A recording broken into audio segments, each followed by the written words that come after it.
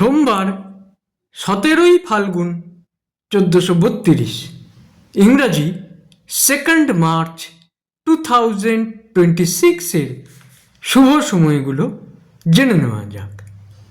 দিনের শুভ সময়গুলো হলো সকাল 6টা 3 থেকে 7টা 25, সকাল 10টা 42 থেকে 12টা 55, বিকাল 4টে 10 থেকে 4টে 46, সন্ধ্যা 6টা 28 থেকে 8টা 52, রাত্রি 11টা 50 থেকে 2টো 40।